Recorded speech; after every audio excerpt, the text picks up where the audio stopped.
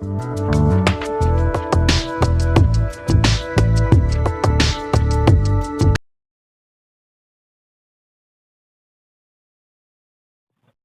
का हमारा टॉपिक है वाच्य परिवर्तनम। तो हम सबसे पहले वाच्य के बारे में बात करते हैं। वाच्य क्या है? तो वाच्य किसे कहते हैं? किसी बात को कहने का तरीका जो है या जो ढंग होता है वही वाच्य कहलाता है। आप किसी कोई बात कर रहे हो और वो किस प्रकार से कह रहे हो वही वाच्य कहलाता है। तो हम बात करते हैं सबसे पहले, अब वाच्य कितने प्रकार के होते हैं? वाच्य के कितने प्रकार होते हैं? तो वाच्य 3 प्रकार के होते हैं। कर्तृवाच्य, कर्मवाच्य और भाववाच्य। और जैसा कि इनके नाम है इसके अनुसार ही इनमें जो है प्रधानता रहती है। जैसे कर्तृवाच्य है तो इसमें कर्ता की प्रधानता रहती है। कर्तृवाच्य में कर्ता की प्रधानता रहती है, कर्मवाच्य में कर्म की प्रधानता रहती है और भाववाच्य जो है उसमें भाव की प्रधानता है। अर्थात कर्तृवाच्य में कर्ता प्रधान होता है, कर्मवाच्य में कर्म प्रधान होता है और भाववाच्य में भाव प्रधान होता है। अब हम इनको बारीकी से समझते हैं। तो वाच्य परिवर्तन जो है उसमें हमें हमारे जो सिलेबस है उसमें केवल लट लकार है, इसलिए हम लट लकार के जो रूप हैं लट लकार में ही परिवर्तन करना हमें सीखेंगे।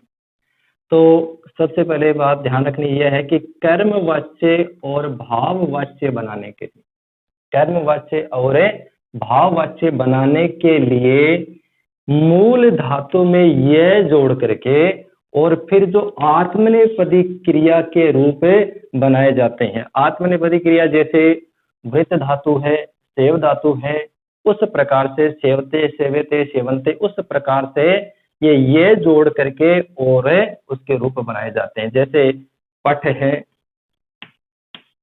तो पठ धातु है तो इसका हो जाएगा पठ्यते।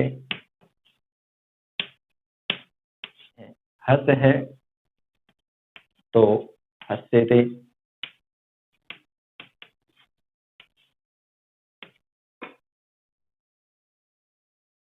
अब हम बात करते हैं तो भाववाच्य और कर्मवाच्य में जो प्रयुक्त होने वाली जो क्रियाएं हैं उसके बारे में आत्मनेपदी क्रिया में जो रूप चलाए जाते हैं उनमें पठ धातु, सबसे पहले पठ धातु के लट लकार की बात करते हैं। तो इसमें सबसे पहले प्रथम पुरुष का एक वचन है पठ्यते, द्विवचन है पठ्यते, पठयन्ते, पठ्यसे, पठ्यथे, पठ्यध्वे, पठ्ये, पठ्यावहे और पठ्यामहे।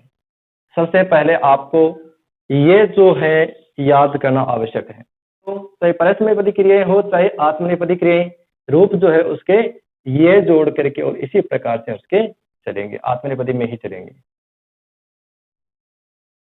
तो अब हम कुछ जो धातुएं हैं उनके आत्मनेपदी के जो रूप है वो कैसे चलते हैं ये देखते हैं। जैसे हस धातु है तो हस धातु में हम प्रथम पुरुष एक वचन का रूप कैसे रहेगा? हस्यते। हस धातु का प्रथम पुरुष का एक वचन का रूप रहेगा हस्यते। और लिख धातु है तो लिख्यते। आगे से आगे रूप जैसे पठ धातु अभी हमें पढ़ी है उसके अनुसार आगे से आगे चलते रहेंगे। जैसे हस्यते, हस्यते, हस्यन्ते, हस्यसे, हस्यथे, हस्यध्वे, हस्ये, हस्यावहे, हस्यामहे, इस प्रकार से। और लिख है तो लिख्यते, लिख्यते, लिख्यन्ते, चल, चल्यते, चल्यते, चल्यन्ते, नम, नम्यते, नम्यते, नम्यन्ते, नम्यसे, नम्यथे, नम्यध्वे, नम्ये, नम्यामहे, नम्यामहे।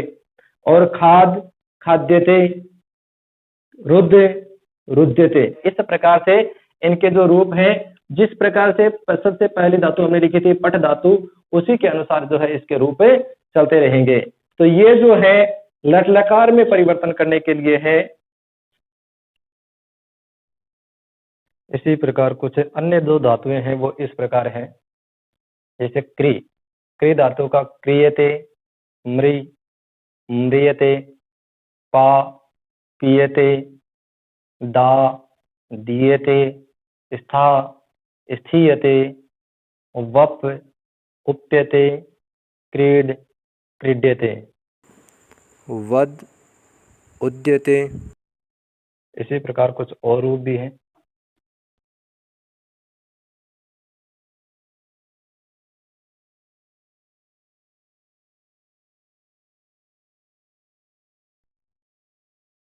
अब विशेष रूप से ध्यान रखने वाली बात क्या है कि कर्तृवाच्य जो है वो कर्मवाच्य में भी बदल सकता है अगर कर्म है तो।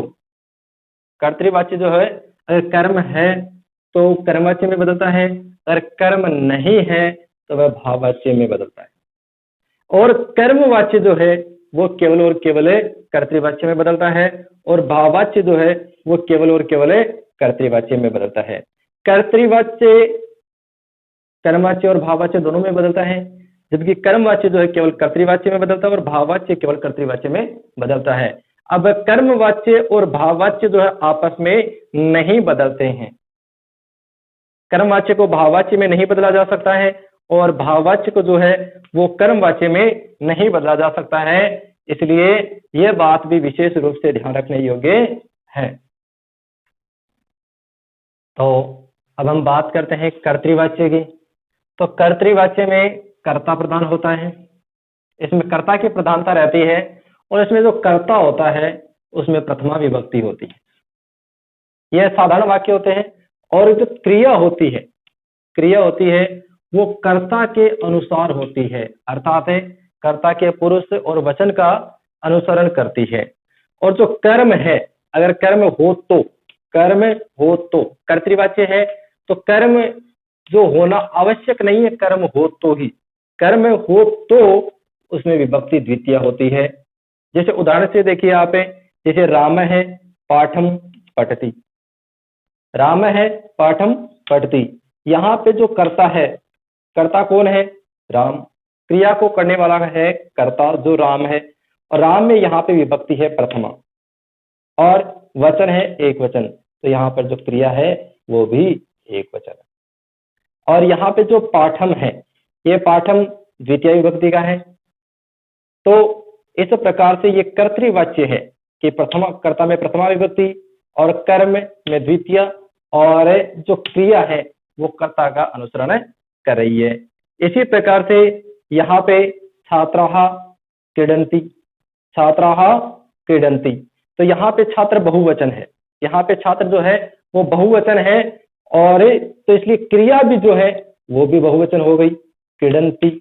अगर छात्र है होता तो यहाँ पे क्रीडन्ति होता, न कि क्रीडन्ति। तो इस प्रकार से जहाँ पे कर्ता प्रधान होता है, जहाँ पे कर्ता प्रधान होता है वहां पे कर्तृवाच्य होता है।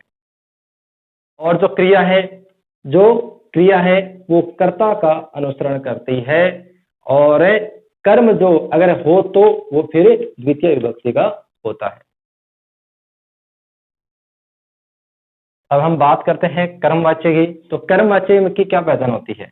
कर्मवाच्य में कर्म प्रधान होता है, कर्मवाच्य में कर्म की प्रधानता रहती है, और इसमें जो कर्ता होता है उसमें तृतीय विभक्ति होती है। कर्ता होता है उसमें तृतीय विभक्ति होती है, और जो कर्म होता है उसमें प्रथमा विभक्ति हो जाती है। ठीक है। और जो क्रिया होती है तो कर्म के अनुसार होती है। अगर कर्म जो है बहुवचन का है तो क्रिया भी बहुवचन की होगी, अगर कर्म एक वचन का है तो क्रिया भी एक वचन की होगी, और इसी के अनुसार जो वचन है उसका अनुसरण करेगी।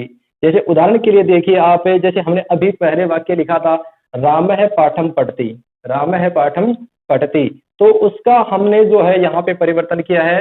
तो राम की हमने जो कर्ता है उसकी हमने कर दी तृतीय विभक्ति, क्योंकि कर्ता में जो है वो तृतीय विभक्ति होती है। और फिर बात रही कर्म की, तो कर्म में होती है वो प्रथमा विभक्ति होती है, तो हमने पाठ कर दिया। और उसके बाद में जो है अब यहाँ पे हमें वो आत्मनेपदी जो क्रिया है उसका प्रयोग कर रहे हैं, क्योंकि कर्मवाच्य में अब जो है कर्म के अनुसार क्रिया होगी, तो इसलिए पाठ जो है वो एक वचन है और इसके साथ में प्रथम पुरुष की क्रिया आएगी, तो इसलिए हमने यहाँ पे कर दिया पठ्यते। बस केवल एक बात विशेष ध्यान रखना है, वो ये ध्यान रखना है कि त्वम युवाम यूयम के साथ में मध्यम पुरुष की क्रिया आती है, त्वम युवाम और यूयम के साथ में मध्यम पुरुष की क्रिया आती है, जबकि अहम आवाम वयम के साथ में उत्तम पुरुष की क्रिया आती है। बाकी जितने भी कर्ता होते हैं उनके साथ में हमेशा प्रथम पुरुष की क्रिया आती है। बस इस बात का विशेष ध्यान रखना है। तो यहाँ पे पाठ्य जो है उसके कारण से यहाँ पे जो है प्रथम पुरुष एक वचन की क्रिया हो गई पठ्यते। अब हम बात करते हैं भाववाच्य की। तो भाववाच्य में भाव की प्रधानता होती है, इसमें भाव ही प्रधान होता है। तो कर्ता जो है इसमें उसमें तृतीय विभक्ति रहती है, और कर्ता में तृतीय विभक्ति रहती है, और जो क्रिया होती है वो प्रथम पुरुष एक वचन में होती है। जिस प्रकार हमने अभी एक उदाहरण के तौर पे हमने एक लिखा था छात्राः क्रीडन्ति, छात्राः क्रीडन्ति। तो उसमें जो छात्र जो शब्द है उसकी तृतीय विभक्ति हमने यहाँ पे की है, क्योंकि कर्ता है उसकी तृतीय विभक्ति रहती है, तो हमने यहाँ पे तृतीय विभक्ति कर दी छात्र। और दूसरी बात है क्रिया जो है उसमें प्रथम पुरुष एक वचन के अनुसार रहेगी। तो आत्मनेपदी में क्रीड धातु से प्रथम पुरुष का एक वचन हो जाएगा क्रीड्यते। तो इस प्रकार से ये बन जाएगा छात्रैः क्रीड्यते।